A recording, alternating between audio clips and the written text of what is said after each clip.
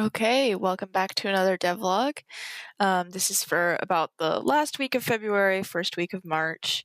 It's the last week before reading break. No one's really doing much. But over the weekend, I did some 3D modeling. So I am here to show that off. First, I'll show off the different meshes I made. I have 5 different varieties of floor tiles.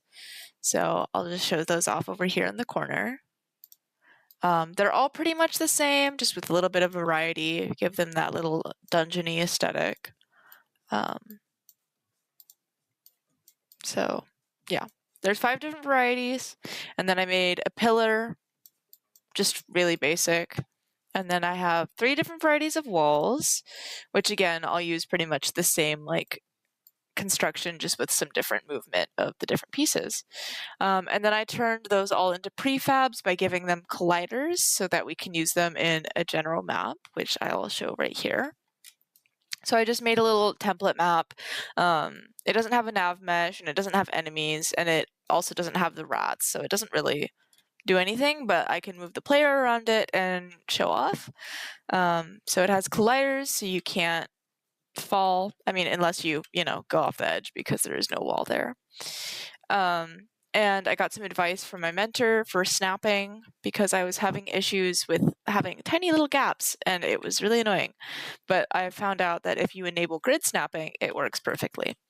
So just show off the little map. I have a much bigger map in mind that I need to implement with all the different prefabs, but that's kind of a pain. So that's going to happen a little bit later. Oh, and you can see there's a little gap right there because these aren't perfectly lined up. But that should be hopefully an easy fix. But yeah, and you can rotate all the different floor tiles, and you can rotate the walls and put them in different places, so you have a nice variety. I think it looks really cool.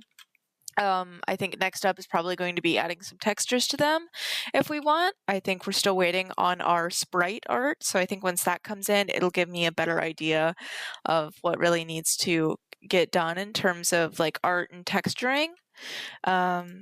Yeah, so I did that this week, and then we also have a little snippet of music to play from our wonderful sound designer, so I will play that in just a minute.